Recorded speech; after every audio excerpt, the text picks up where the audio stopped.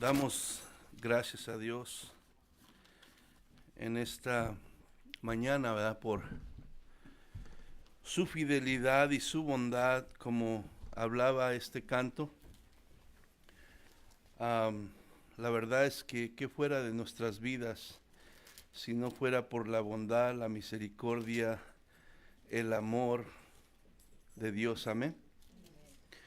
Yo creo que, sin temor a equivocarme, ninguno de los que estamos aquí estuviéramos si no fuera por la bondad de Dios, amén. La experimentamos cada día, decía el canto, desde mi despertar hasta el anochecer. La verdad que nosotros somos inconsistentes, pero Dios es fiel. Y en esa fidelidad, y en esa bondad, y en ese amor, y en esa gracia, es, ¿verdad?, donde está basada nuestra esperanza. Porque si estuviera basada en nosotros, hermanos, ya la hubiéramos perdido. Pero está basada en lo que hizo Cristo, en lo que es Cristo, amén. Y es por eso que en esta mañana, en este día, una vez más se trata de Cristo. Porque Él es el protagonista de todo esto. Sin Él, nuestra reunión aquí sería en vano, amén. Yo no sé, tu corazón, cómo venga. Te ves muy bonito, muy bonita, muy peinadito, muy bañadito. Pero solamente Dios sabe qué hay dentro de tu corazón. ¿Cuál es tu necesidad? ¿Cuál es tu carga? ¿Cuál es tu aflicción? ¿Cuál es tu petición delante de Dios? ¿Cuál es tu anhelo? Solamente Jesús sabe eso. ¿Y tú? Y sabes que te tengo buena noticia porque Jesús está aquí. Amén. Dice que Él ascendió a los cielos y se sentó a la diestra del Padre, pero dejó al Consolador, que es al Espíritu Santo. Amén. Y a través del Espíritu Santo Él está aquí. Y como vemos en la palabra de Dios, Jesús no vino a condenar al mundo, sino a que el mundo fuera salvo por Él. Y también vino de alguna manera a, ¿verdad?, obrar en la necesidad de los corazones del ser humano, porque la realidad es que todo ser humano está necesitado. Lo primero es de la salvación de su alma, ¿verdad?, que es lo más principal. Pero también a causa de la caída del hombre, a causa del pecado, el hombre está bajo maldición, ¿verdad?, de alguna manera, y eso incluye enfermedades, incluye todas las aflicciones que pasamos, amén. Pero Jesús está aquí y lo único que Él requiere es fe, amén. Que nosotros o que cada ser humano se atreva a creer que Él es quien dice la Biblia que es. Y si tú estás aquí y tú te atreves a poner tu fe en Jesús, te atreves a reconocerlo, ¿verdad?, como el Señor de señores que es, como el Rey de reyes que es.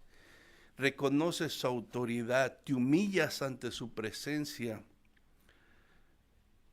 Él puede hacer un milagro en tu vida. Amén. Para Él no hay imposibles. Para Él no hay distancias. Amén. Él todo lo puede, porque es Dios. Entonces, si tú en esta mañana te atreves a confiar y a creer esto, puedes salir de aquí con un milagro, porque Él todavía sigue haciendo milagros. Su mano poderosa no se ha cortado, su misericordia no ha disminuido, su bondad y su piedad por nosotros sigue intacta. La cosa está que tú y yo nos decidamos a creer eso y a poner nuestra confianza en Él. Amén. Tal vez hay cosas que te hacen sentir culpable, hay cosas que te hacen sentir indigno, hay cosas que te hacen sentir derrotado y sientes que es imposible que tu vida, que tu circunstancia, que tu necesidad pueda cambiar. Pero así pensaban muchos en la Biblia, hasta que tuvieron un encuentro con Jesucristo. Entonces todo cambió. Amén. Y eso puede pasar en tu vida en esta mañana. Amén. Bienvenidos todos. Estamos en el Evangelio de Mateo y vamos a abrir la Biblia ahí mismo en el capítulo 8. Y vamos a estar viendo en este día del versículo 5 al versículo 13. Acabamos el Sermón del Monte del capítulo 5 al 7. Entramos en otra sección de Mateo que es del 8 al 9, donde habla del poder del reino de Dios manifestado en la tierra a través de Jesucristo, haciendo milagros y maravillas entre las multitudes que le seguían. Veíamos, ¿verdad?, lo del leproso la clase pasada, y ahora vamos a estar viendo, ¿verdad?, la fe de un, ¿verdad?, oficial romano, la fe del centurión romano. Y la palabra del Señor dice así en esta mañana, capítulo 8, versículo 5 al 13. Entrando Jesús en Capernaum, vino a él un centurión rogándole y diciendo: Señor, mi criado está postrado en casa, paralítico, gravemente atormentado. Y Jesús le dijo: yo iré y le sanaré. Respondió el centurión y dijo: Señor, no soy digno de que entres bajo mi techo. Solamente di la palabra y mi criado sanará. Porque también yo soy hombre bajo autoridad y tengo bajo mis órdenes soldados, y digo a este: ve y va, y al otro: ven y viene, y a mi siervo: haz esto, y lo hace. Al oírlo, Jesús se maravilló y dijo a los que le seguían: de cierto os digo que ni aun en Israel he hallado tanta fe. Y os digo que vendrán muchos del oriente y del occidente y se sentarán con Abraham e Isaac y Jacob en el reino de los cielos. Mas los hijos del reino serán echados a las tinieblas de afuera. Ahí será el lloro y el crujir de dientes. Entonces Jesús dijo al centurión: ve, y como creíste, te sea hecho. Y su criado fue sanado en aquella misma hora. Vamos a orar. Padre, te damos gracias en esta mañana, Señor. Venimos delante de tu presencia para suplicarte que en esta mañana bendigas a tu pueblo que se ha reunido para venir a oír tu palabra, Señor. Pedimos que tu palabra, que tiene poder, sea llevada a los corazones por medio de tu Espíritu, Señor, porque tú eres el único que puedes abrir el entendimiento, eres el único que puedes entrar al corazón del hombre y transformarlo, Señor. Por eso pedimos, Señor, que obres y abras los oídos de cada uno, para que en esta mañana, Señor, escuchen tu voz y reciban tu bendición, porque tu palabra es una bendición, Señor. En el nombre de Cristo Jesús te lo pedimos y te damos gracias, Señor. Amén y amén. Gloria a Dios, hermano. Pues, hermano, este pasaje que tenemos en esta mañana para meditar en él, pues, hermano, nos habla de la fe, ¿verdad?, que es importantísima. Y en específico es la fe de este centurión, que es una fe que mismo Jesús, ¿verdad?, dice la palabra que se maravilló de ello, o sea, se asombró de ver tanta fe en este hombre, que ni siquiera era un judío, sino era un gentil. Amén. Entonces, hermano, vemos que según Mateo, ¿verdad?, los tres primeros encuentros de Jesús aquí en el capítulo 8, que es un encuentro con un leproso, un encuentro con un centurión y un encuentro con una mujer que es la suegra de Pedro. Bueno, estas tres personas, estos tres encuentros tienen algo en común. Y eso en común es que no son personas a los cuales los religiosos de aquel tiempo les prestaban o les prestarían su atención. Realmente eran personas que, ¿verdad?, eran ignoradas, ¿verdad?, eran de alguna manera despreciadas por la sociedad y aparte por los religiosos. Amén. Es un leproso. Y veíamos lo que pasaba con los leprosos. Eran aislados, separados de sus familias, de la sociedad, de la adoración. Se consideraban sucios, inmundos, impuros. Entonces, un religioso no le ponía atención. Un centurión era un gentil que, pues, para los judíos un gentil era básicamente como un perro. Amén. Alguien que no merecía la misericordia de Dios y que no tenía lugar en el reino de los cielos. Y ustedes saben que también, pues, las mujeres, ¿verdad?, en ese tiempo, en esa cultura, se tenían en muy poco. Amén. Entonces, esto tienen en común estos tres encuentros que Jesús tiene al principio de lo que aquí nos menciona Mateo. Pero ¿qué pasa? Jesús, que no es un hombre como nosotros, sino es 100% Dios y también, ¿verdad?, 100% hombre, pero Jesús ve algo en ellos que movió su corazón y lo hizo detenerse para mirar su necesidad y obrar en la necesidad de ellos.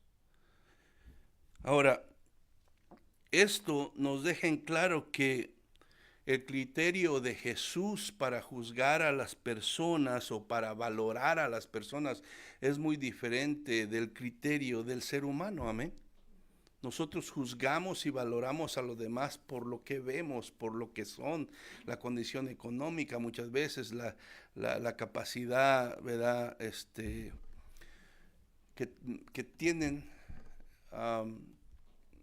y muchas otras diferentes cosas. Pero Jesús no es movido por eso, ¿verdad? Jesús de alguna manera valora a las personas de una manera diferente que nosotros. Y gloria a Dios por eso, porque gracias a eso es que tú y yo estamos aquí. Amén. Porque si nosotros fuéramos valorados, vamos a decir, por nuestra posición social o nuestras propiedades y adquisiciones o por ser muy inteligentes, bueno, algunos, yo digo por mí, ¿verdad? Pero tal vez no estaríamos aquí, pero gracias a Dios y a nuestro Señor Jesús que Él no nos valora de esa manera. Amén. Entonces, hermano, la semana pasada vimos que Jesús, ¿verdad?, tuvo un encuentro ante el leproso.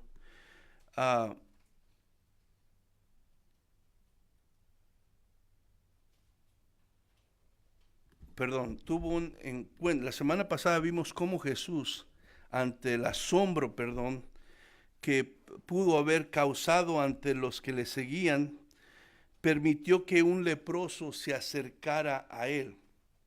Y no solamente le permitió acercarse a él, sino dice la palabra que leíamos que extendió su mano y lo tocó. Y esto fue porque Jesús fue movido a misericordia. A pesar de ser un leproso, alguien que no se podía tocar porque de alguna manera pues se creía que se iba a quedar contaminado, impuro, ¿verdad?, de alguna manera para poder participar en las cosas de Dios. Pero vemos que a pesar del asombro de todos los que estaban alrededor siguiendo a Jesús, Jesús extiende su mano y toca a este leproso y le sana, ¿verdad? Y eso fue movido por la misericordia de nuestro Señor Jesucristo. Ahora, en esa enseñanza que teníamos hace 2 semanas, ¿verdad?, se recalcaba la actitud de este leproso, la cual, ¿verdad?, nos daba un ejemplo a nosotros como creyentes, cómo debemos acercarnos a Dios en nuestras necesidades, ¿verdad?, y nuestras adversidades, ¿verdad? Nos enseña la actitud correcta con la cual nosotros debemos de ir a Dios. La situación y la realidad es que siempre estamos metidos en circunstancias difíciles, ¿verdad?, que siempre necesitamos de Dios. Pero la actitud de este leproso nos mostraba y nos daba un ejemplo, ¿verdad?, la actitud correcta en la cual nosotros tenemos que ir a Dios cuando le vamos a pedir. Porque a Dios no le podemos exigir, no le podemos reclamar. O sea, ¿quiénes somos nosotros? Amén. Y nos mostraba cómo la palabra, cómo este hombre se acercó y reconociendo que Jesús tenía el poder para sanarlo, dijo, si quieres puedes sanarme. Como quien dice, tú tienes el poder, estoy seguro, lo creo, pero no sé si esa sea tu voluntad. Y si esa es tu voluntad, sáname. ¿Y qué dijo Jesús? Quiero ser sano. Entonces nos mostraba, ¿verdad?, este leproso una actitud de humildad, una actitud de súplica, una actitud de sometimiento a Dios. Y eso es lo que tú y yo tenemos que poner atención, porque la realidad es que siempre estamos necesitados de Dios. Siempre estamos. Y esa debe ser nuestra actitud. Y no como muchas veces se acerca a Dios demandando cosas, exigiéndole, porque ya soy tu hijo, tienes que darme esto. Y de alguna manera basándose a una teología errónea de lo que la palabra de Dios dice. Amén. Nosotros no somos nadie para exigirle a Dios nada. Estamos aquí por sus misericordias, porque no nos ha pagado conforme merecemos y porque Él ha decidido extender su favor sobre nuestras vidas. Amén. Entonces, eso nos enseña cómo nosotros debemos de acercarnos a Dios. Entonces, obviamente esta actitud que vemos en el leproso, la cual nos muestra Mateo, viene producto de su fe en Cristo. Si tú no tienes tu fe en Cristo, pues obviamente no vas a ser humilde ante Él, no vas a reconocer su poder, no vas a acercarte con reverencia, no vas a suplicarle y someterte a su voluntad, sino vas a decir, quiero que se haga, lo necesito y de alguna manera lo merezco, ¿verdad? Pero la fe verdadera, ¿verdad?, de alguna manera tiene una actitud donde se somete, ¿verdad?, a la voluntad de Dios. Amén. Entonces, todo esto es provocado por su fe en la persona de Jesús. Jesús, hermano, no vino a buscar personas de cierta raza, de cierta posición social, de cierta religión o de cierta, ¿verdad?, denominación. Jesús vino a buscar ¿qué? Fe. Fe en los corazones. Es todo lo que Dios necesita. Fe. Es todo lo que Jesús necesita. Muchas veces nosotros nos etiquetamos ¿verdad?, y muchos grupos o creencias alrededor del mundo, y nosotros aquí, nosotros porque esto, por lo otro, pero realmente Él no vino a buscar en específico a un tipo de persona, de cierta raza, cierta posición social, cierto conocimiento, cierta religión, cierta denominación. Él vino a buscar fe. Amén. Fe en el corazón, fe en Él. Es la fe la que mueve el corazón de Dios, hermano. Lo que hacemos nosotros es importante y debemos de hacerlo en agradecimiento a Dios, pero en realidad lo que Dios busca y lo que mueve su corazón es la fe. Es la fe, hermano, lo que mueve el corazón de Dios. Y lo hemos hablado últimamente, que sin fe es imposible agradar a Dios, lo dice su palabra. Porque dice que el que se acerca a Dios es necesario que crea que Él existe, y no nada más que crea que Él existe, que Él de alguna manera recompensa a aquellos que le buscan, porque han puesto su fe en Él, porque confían en Él. Entonces, es la fe lo que mueve el corazón de Dios. ¿Y qué es la fe? La fe es la certeza, dice también la palabra, de lo que se espera, y la convicción de lo que no se ve. Eso es la fe, la certeza de lo que se espera. Y dice la convicción de lo que no se ve, y es exactamente, hermano, lo que vemos en estos pasajes con estas que estamos meditando. Amén. Esa clase de persona, ¿verdad?, nunca va a pasar desapercibida por Dios. Esa clase de fe en el corazón del hombre no va a pasar desapercibido por Dios nunca. Tal vez los demás a tu alrededor aquí, ¿verdad?, pases desapercibido, no seas nadie, no seas importante, pero si tú y yo ponemos nuestra fe en Jesús, esa fe no pasa desapercibida por Él. Amén. Él está viendo tu corazón y mi corazón. Esa clase de fe, hermano, trae tanto beneficios físicos como espirituales. Amén. Sabemos que principalmente para Dios la prioridad es la salvación de tu alma y de mi alma. Es lo principal. Por eso murió Cristo. Pero junto con eso, ¿verdad?, Él trajo muchas bendiciones. Y una de esas es que en este periodo de vida que tú y yo estamos caminando en este mundo hasta que el Señor nos lleve, tenemos tantas cosas que somos impotentes en nosotros mismos y que necesitamos la ayuda de Dios. Y por eso Dios, ¿verdad? Y leíamos en el Salmo 23 que leía nuestra hermana Araceli: Jehová es mi pastor, nada me faltará. O sea que tenemos la bendición también, aparte de que nuestros pecados han sido perdonados y hemos puesto nuestra fe en Jesucristo, nuestra alma, ¿verdad?, está asegurada a un lugar en la presencia de Dios por la eternidad. También tenemos el beneficio y la garantía, hermano, de que Jesús está con nosotros y Él está ahí para protegernos, para ayudarnos en nuestro caminar. Amén. Y qué mejor compañía, y qué mejor ayuda, y qué mejor fortaleza que Jesús a tu lado. Podemos, ¿verdad?, tener amigos, personas que nos pueden ayudar de vez en cuando en lo que ellos pueden, pero realmente, hermano, tener a Jesús te garantiza, ¿verdad?, porque Él puede hasta lo imposible para nosotros. Amén. Entonces, esa clase de fe tiene tanto beneficios terrenales como espirituales. Y eso, hermano, es exactamente lo que este pasaje de hoy nos deja ver claramente. Del versículo 5 al 6, ahí en Mateo 8, dice: entrando Jesús en Capernaum, vino a él un centurión rogándole y diciendo: Señor, mi criado está postrado en casa, paralítico, gravemente atormentado. Ante todo vemos primeramente que dice, ¿verdad?, que Jesús entró en Capernaum.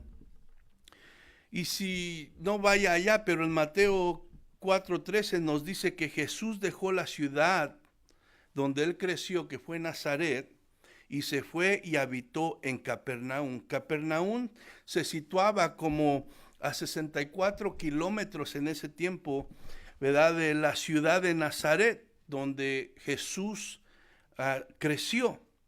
Y también estaba aproximadamente como 2.5 kilómetros del monte donde Jesús había enseñado las bienaventuranzas y había dado este sermón del monte. Entonces, según, ¿verdad?, la historia, Capernaum era una ciudad a la orilla del mar de Galilea, en la cual, ¿verdad?, vivía Pedro con su familia, incluyendo a su hermano Andrés. Y ahí es donde Jesús los llama. Capernaum se convirtió en el centro de operaciones del ministerio del Señor Jesús. Y de ahí Él salía a las demás aldeas alrededor para llevar el evangelio. Capernaum, hermano, fue una ciudad privilegiada. ¿Por qué? Porque fue testiga de muchos milagros que Jesús hizo. Capernaum presenció milagros de sanidad. Capernaum presenció liberaciones que Jesús hizo a gente endemoniada. Capernaum aún presenció de alguna manera, ¿verdad?, cómo Jesús resucitó a la hija de Jairo de 12 años. Todo esto, ¿verdad?, fue testiga Capernaum. Pero, hermano, a pesar de esto, lo triste es que esta ciudad de Capernaum endureció su corazón y a pesar de todo lo que vieron, se negaron a arrepentirse y a poner su fe en Jesucristo. Y tú dirás, ¿cómo puede ser después de ver todo esto, actos sobrenaturales, estos poderosos milagros que daban testimonio de que Jesús era el Mesías, era el Rey prometido? ¿Cómo puede ser? Así es de duro el corazón del hombre. Porque en estos tiempos también, hermano, Dios, Jesús, se manifiesta de tantas maneras. Y aún así, hermano, muchos corazones se endurecen y se resisten a poner su fe en Jesucristo. Estamos viendo ejemplos de personas que pusieron su fe en Jesús, que se rindieron a Él, que lo reconocieron como lo que era, pero hermano, muchos más eran los que se negaban. Y así pasa en este tiempo, tristemente. La gente se resiste a pesar de su necesidad, a pesar de que Dios se acerca, toca su corazón, se revela a ellos de una u otra manera, mostrando, ¿verdad?, quién es, pero se niegan a arrepentirse, quieren permanecer en su pecado y se niegan a poner su fe en Jesús como Señor y Salvador. Dice la palabra que vino a él un centurión cuando él estaba en Capernaum y le rogó. Y le dijo, Señor, mi criado está postrado en casa, está paralítico y gravemente atormentado. Dicen que se trataba de probablemente un jovencito que pues era esclavo de este centurión. Y era algo que no era común porque pues usualmente un dueño o un amo pues no tenía ese tipo de compasión con un esclavo. Si ya no les servía, se desechaban, ¿verdad?, fácilmente de ellos, o tenían la autoridad aún hasta de matarlos, si usted lee. Pero vemos que este centurión es diferente y oye hablar de Jesús y le ruega, Señor, mi criado está postrado, está paralítico y está sufriendo. Entonces, hermano, un centurión era un oficial del ejército romano, el cual estaba en control, ¿verdad?, en ese tiempo y pues el pueblo judío estaba sometido bajo de ellos. Este centurión era un oficial del ejército romano que tenía a su cargo 100 personas mínimo y obviamente era un gentil y por lo regular los centuriones o los gentiles eran despreciados por el pueblo judío. Pero en este caso, este hombre, hermano, no era el típico, ¿verdad?, gentil o el típico centurión que aprovechaba su autoridad para de alguna manera pues afectar a los judíos, sino este no era algo típico, sino tenía el respeto y el aprecio de los judíos que lo conocían alrededor, al punto de que Lucas, verán, que describe también esta historia, dice que no fue él el que personalmente fue a rogarle a Jesús, sino que fueron unos ancianos judíos que fueron de parte de él a interceder y a pedirle a Jesús que por favor viniera a sanar a su siervo. Amén. Y vaya conmigo ahí a Lucas capítulo 7, verso 1 al 5.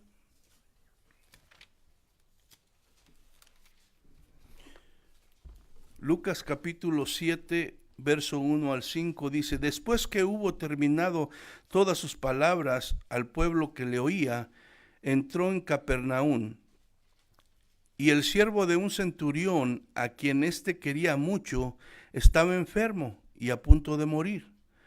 Cuando el centurión oyó hablar de Jesús, le envió unos ancianos de los judíos rogándole que viniese y sanase a su siervo. Y ellos vinieron a Jesús y le rogaron con solicitud, diciéndole: es digno de que le concedas esto, porque ama a nuestra nación y nos edificó una sinagoga, dice.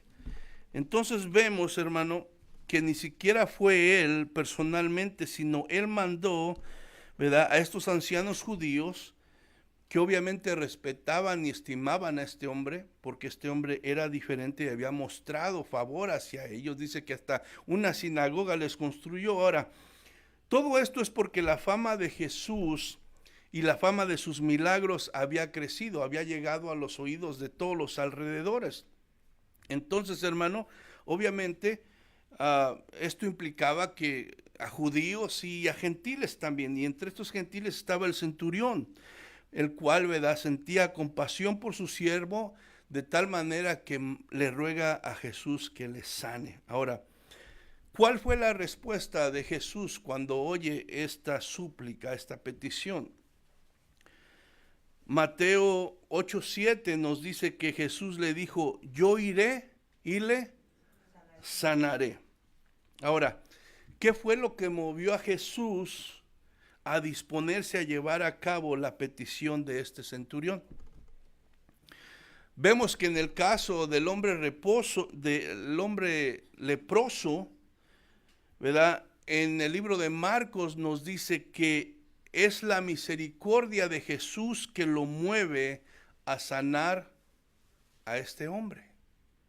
Mateo no nos lo dice así, pero Mateo siempre sintetiza todo, pero Marcos da una explicación más, ¿verdad?, ancha, más grande, y menciona que fue Jesús, movido a misericordia, sanó a este hombre. Ahora, pero aquí en este pasaje que estamos viendo, hermano, es la fe que Jesús ve en este hombre la que mueve a responder a su súplica, y Jesús se dispone a ir a sanar a su siervo. Amén.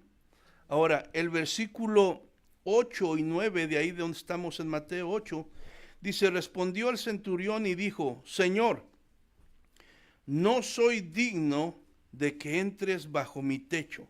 Solamente di la palabra y mi criado sanará. El verso 9 dice: porque también yo soy hombre bajo autoridad y tengo bajo mis órdenes soldados. Y digo a este: ve y va, y al otro: ven y viene, y a mi siervo: haz esto, y lo hace. Lo primero que vemos aquí es que el centurión, ¿verdad?, dice: no soy digno de que entres bajo mi techo, o sea, que entres a mi casa. Ahora, ¿por qué dice esto? Bueno, se piensa que la tradición judía no permitía que un gentil entrara en sus casas, ni que un judío entrara en la casa de un gentil, porque esto les hacía de alguna manera ceremonialmente contaminados, ¿verdad? Entonces, vaya conmigo allá a Juan 18:28.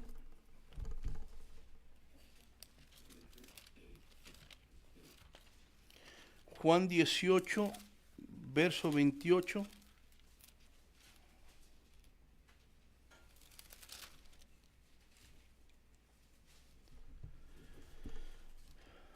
Amén.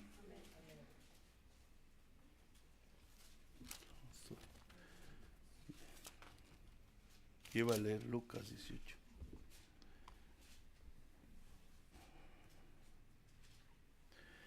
Dice el verso 28: llevaron a Jesús de casa de Caifás al pretorio, era de mañana, y ellos no entraron, dice, en el pretorio, para no que contaminarse y así poder comer la Pascua. Según ellos, no entraron al cuartel, básicamente, donde llevaban a Jesús a ser juzgado por Pilato, porque no se querían contaminar, pero los sentimientos y el corazón, ¿verdad?, estaba más, deseaban matarlo.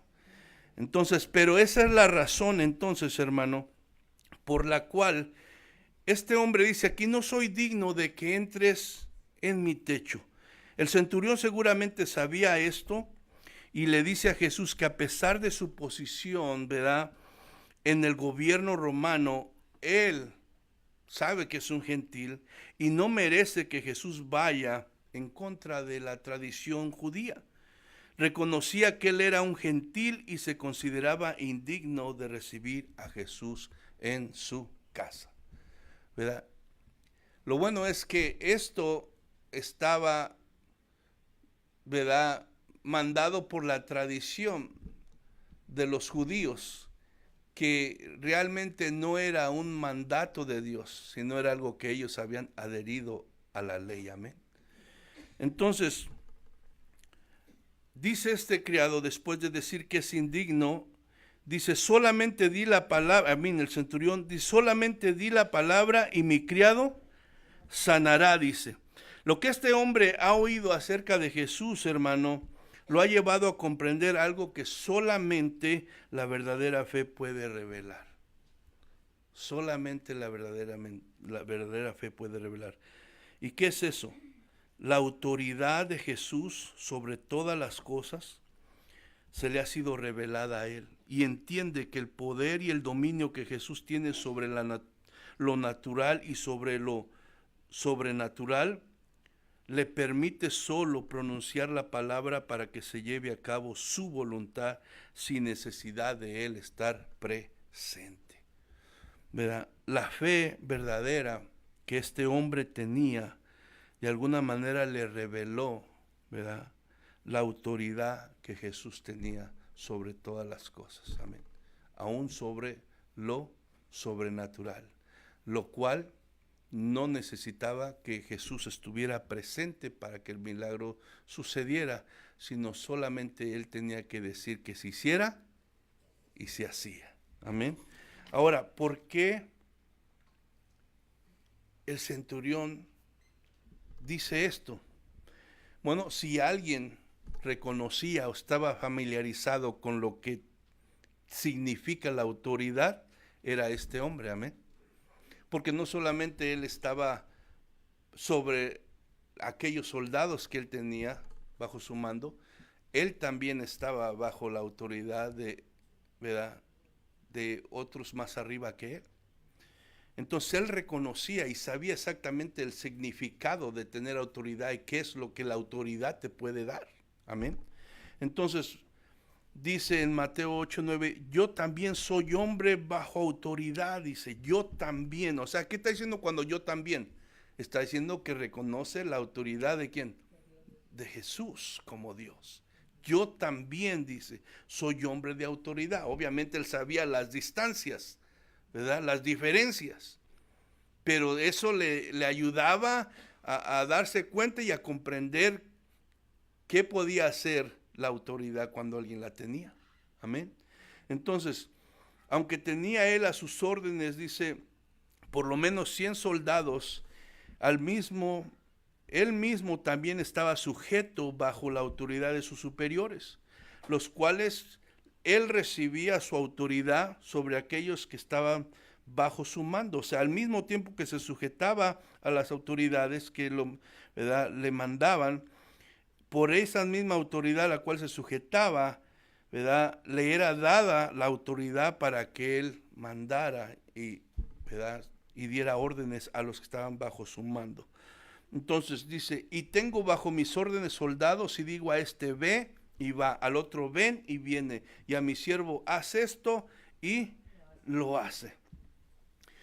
¿Qué estaba haciendo aquí este hombre con estas palabras? Bueno, en realidad es que él estaba confesando el señorío y la autoridad de Jesús. Por lo tanto, dice, como yo reconozco que tú eres, ¿verdad?, Señor, que tú eres Dios, dice, tú solamente tienes que decir la palabra y se va a hacer. Entonces, hermano, ¿qué creen que pasó cuando Jesús oyó esto? Pues ahí el versículo 10 nos lo dice, ¿verdad? Dice, al oírlo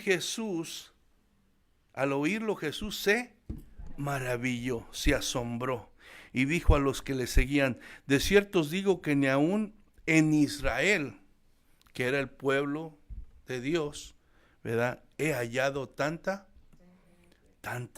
fe. Obviamente Jesús es Dios, Él lo sabe todo. Sabía exactamente lo que había en el corazón de este hombre. Pero en su lado humano, Jesús pudo experimentar el asombro de ver la fe que este hombre tenía. Amén. Entonces su lado humano de Jesús se sorprendió, hermano. Entonces Jesús, ¿verdad? Este hombre reconocía que Jesús tenía la autoridad divina. Tanto, hermano, que Jesús se dirige a los que, está sorprendido que Jesús se dirige a la gente que estaba alrededor siguiéndolo, oyéndolo, viéndolo. La mayoría de ellos era judío. Y les dice, a pesar de que este hombre es un gentil, tiene más fe que todo el pueblo de Israel. Porque no he visto a nadie con la fe que él está demostrando aquí.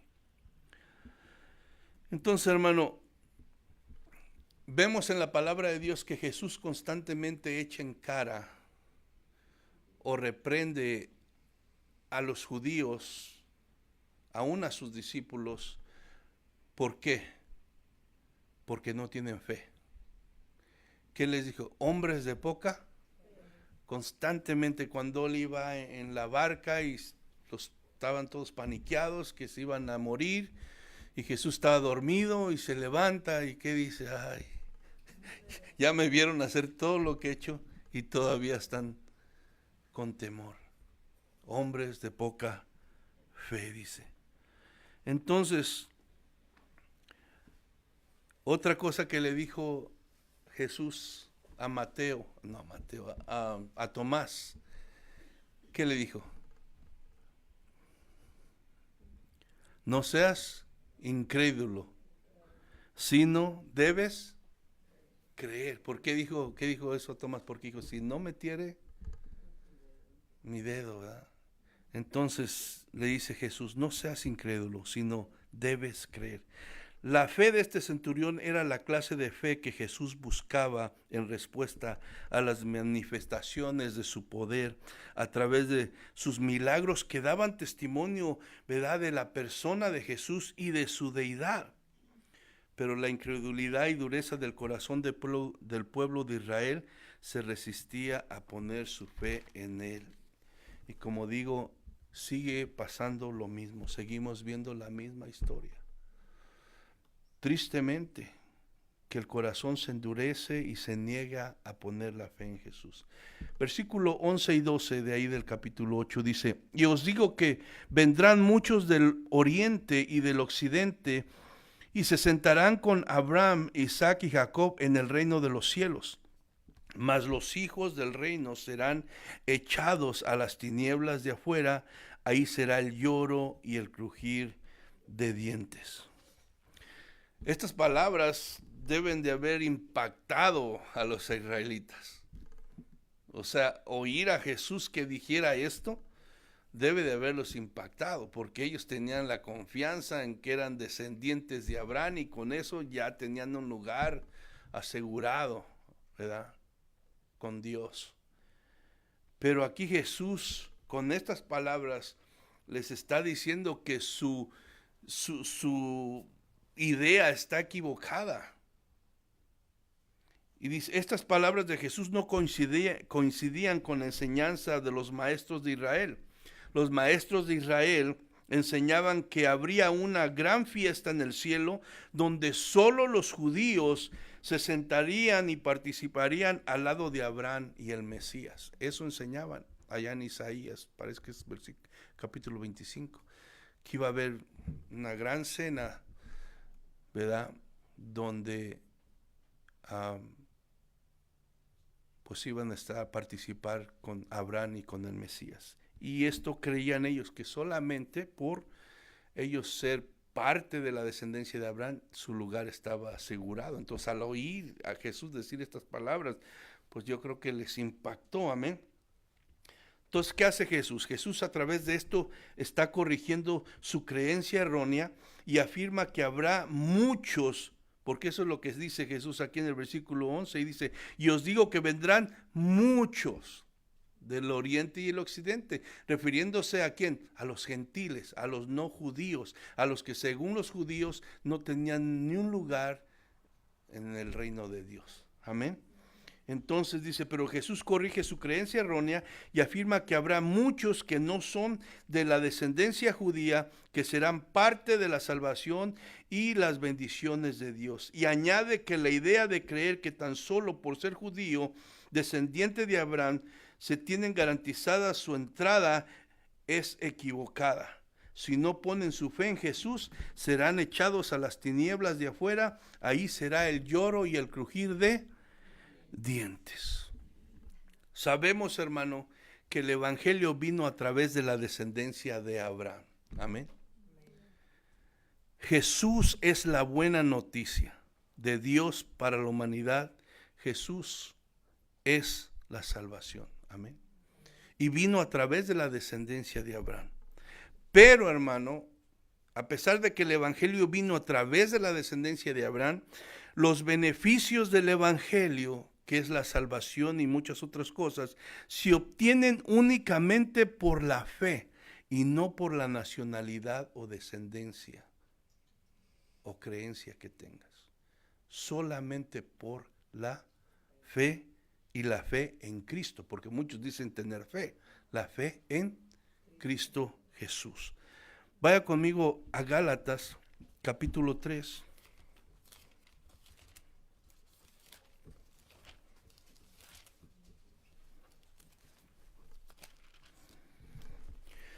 Gálatas capítulo 3, voy a leer del verso 6 al 9 y luego del verso 26 al 29.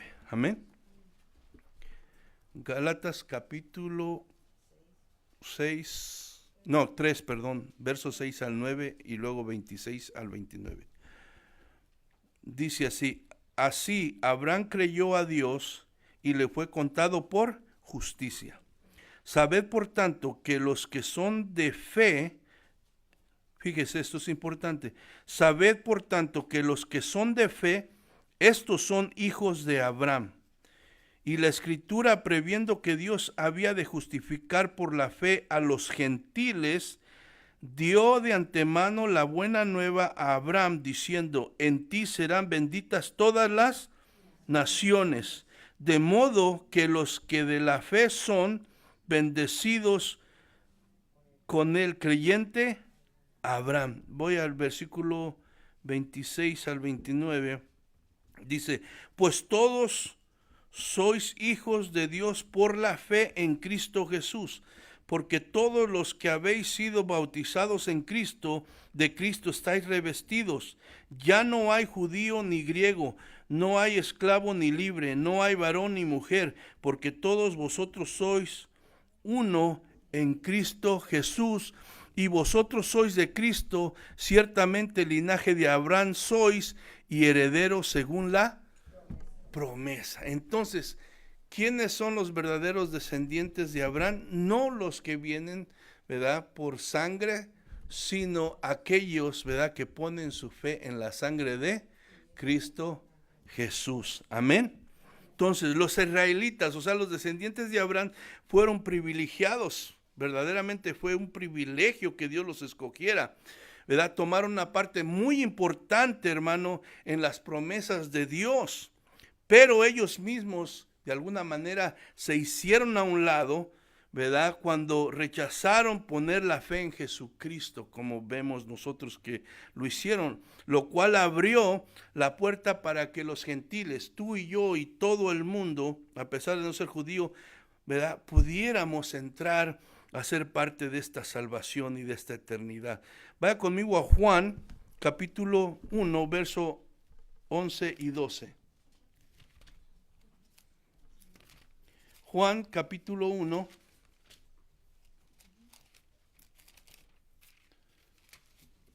verso 11 y 12. Dice, a lo suyo vino y los suyos no le recibieron. Mas a todos los que le recibieron, a los que creen en su nombre, les dio potestad de ser hechos hijos de Dios. ¿Quiénes son los suyos, el pueblo de Israel. Amén. ¿Y qué dice? No lo recibieron, o sea, no pusieron su fe en él, no creyeron en él.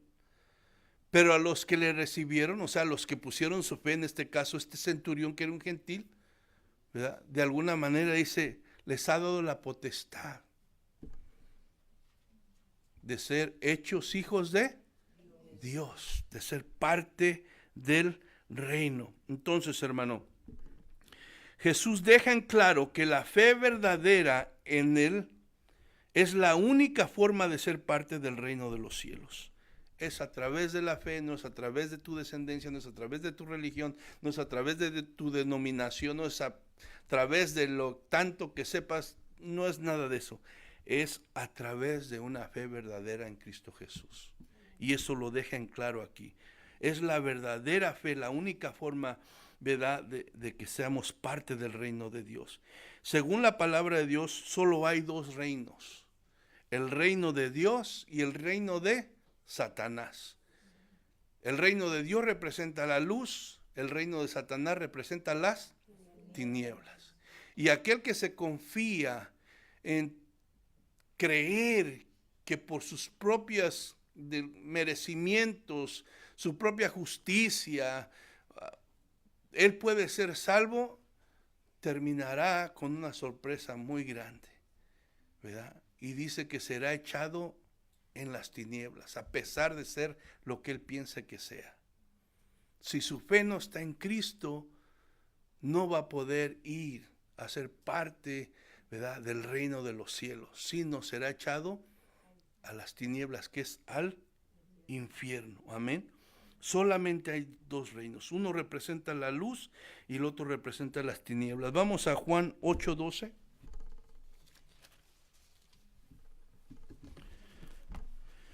Juan capítulo 8, verso 12.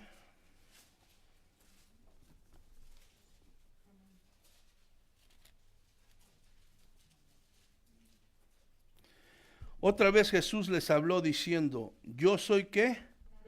La luz del mundo. El que me sigue no andará en tinieblas, sino que tendrá la luz ¿qué? De la vida. El que me sigue, ¿qué quiere decir el que me sigue? El que pone. Mucha gente le seguía.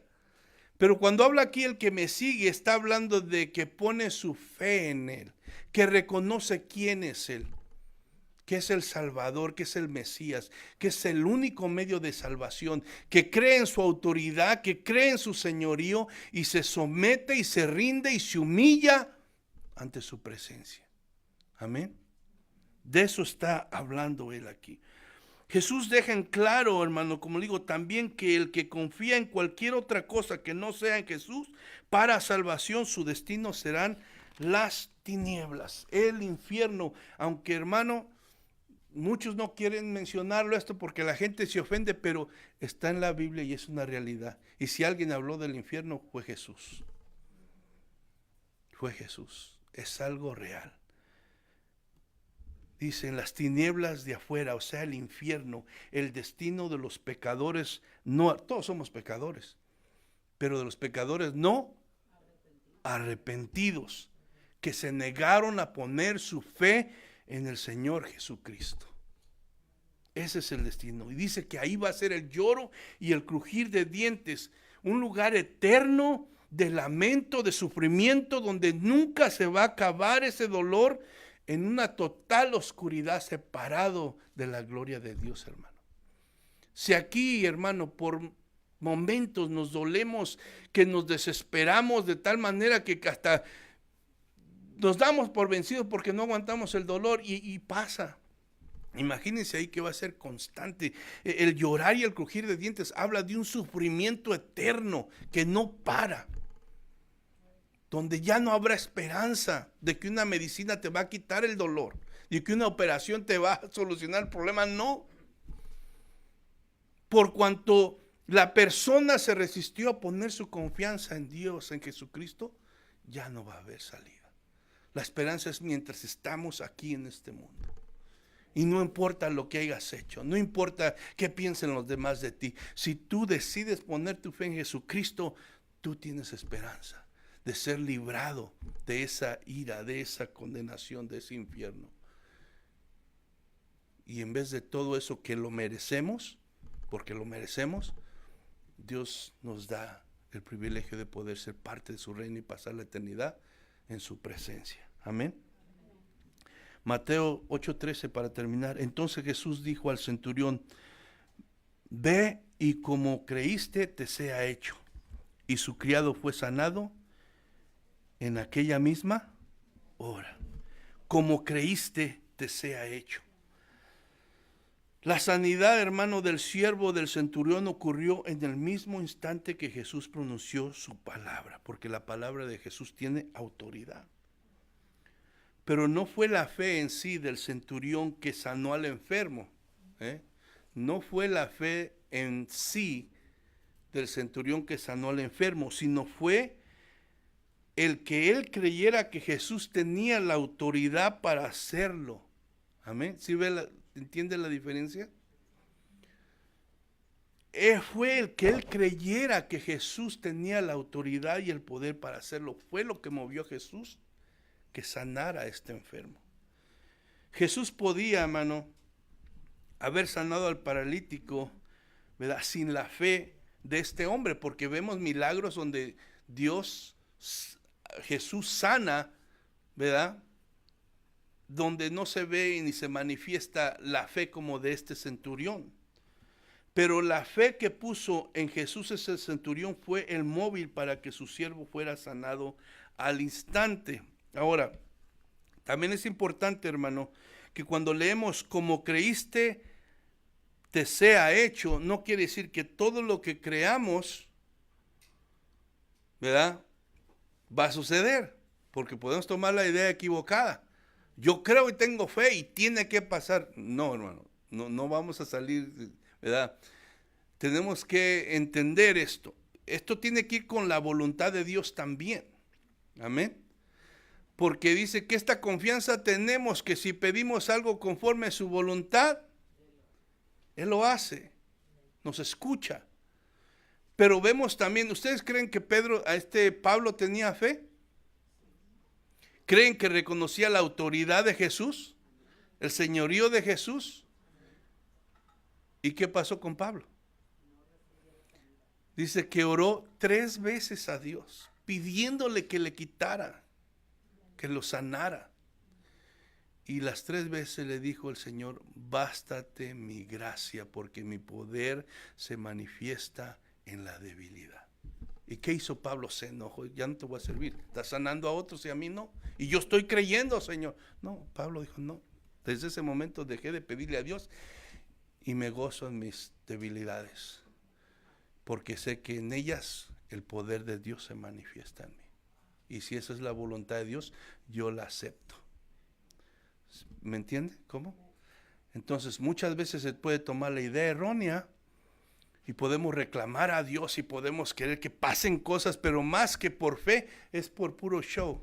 Porque quiero que digan que tenga yo fe y que Dios me escucha a mí. Dios no está para hacer Él es el que se lleva la gloria, yo no merezco ninguna gloria. Amén. Entonces hay que tener cuidado en esas cosas. La fe es importante, la fe mueve a Dios. Pero no callamos al otro lado donde ya nos salimos de lo que la verdad bíblica nos dice y nos enseña. Amén. Hay que tener fe, hay que creer que Dios es capaz, que Dios es poderoso, que no hay nada imposible para Él. Pero ¿es su voluntad o no es su voluntad? Amén. Entonces, hermano, ya terminando, ¿qué aprendemos de esto? Bueno, que Jesús no está buscando religiosos. Jesús no está buscando personas intelectuales o de cierta nacionalidad o de estado social. Jesús busca personas que pongan su fe en Él, que crean en su persona, en su señorío, en su autoridad, sobre todas las cosas, y se humillen ante su presencia. Pues la fe en Cristo es el factor decisivo acerca de quién entrará a ser parte del reino de Dios y gozará de la salvación, que es lo principal, hermano. Todos queremos y necesitamos la ayuda de Dios mientras estamos en este mundo, pero lo principal para Dios y lo principal para nosotros debería ser nuestra alma. ¿Dónde vamos a pasar la eternidad?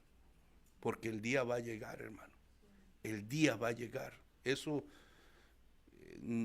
hermano, nos mentimos y tratamos de ignorar. Es la realidad del ser humano.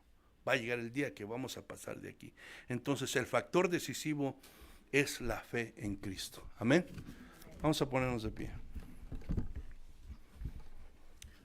Padre, te damos gracias en esta mañana. Gracias por tu palabra que nos enseña, Señor, la verdad. Tú dices que tu verdad libera. Tu verdad, Señor, nos hace libres. Tu verdad es la luz que nos muestra el camino. Tu verdad es la vida, Señor. Y por eso en esta mañana te agradecemos porque tu verdad es expuesta y nos concedes el sentarnos aquí y oírla. Ahora, Señor, pedimos que nos ayudes a tomar esa decisión, Señor. A poner nuestra fe y nuestra confianza en ti, Señor. A creer lo que tu palabra dice. A humillarnos delante de tu presencia, mi Dios. Y reconocer que estamos perdidos sin ti. Que tú eres nuestra única salvación, Jesús. Que tú eres el único que puedes ayudarnos en cualquier situación que tenemos también en este mundo. Cualquier lucha, cualquier prueba, cualquier cosa que me está atando, que me está arrastrando al pecado, que me está causando este vacío en mi corazón, que nada lo puede llenar. En esta mañana pido que tu Espíritu Santo, Dios mío, redarguya nuestros corazones y nos haga entender sabiduría de parte de ti y nos humillemos ante tu presencia, delante de ti, Señor, y como lo hizo este centurión, que reconozcamos que somos indignos, que no merecemos que tú te detengas y mires a nuestra vida, a nuestro corazón, pero que, Señor, reconocemos que eres un Dios misericordioso, un Dios todopoderoso, que tienes autoridad para obrar en cualquier necesidad. Y pedimos, Señor, como dijo el leproso, si tú quieres, Señor, puedes obrar en nuestra necesidad. En el nombre de Cristo Jesús, Padre, nos ponemos en tus manos y te damos toda gloria y toda honra, Señor. Amén, Señor.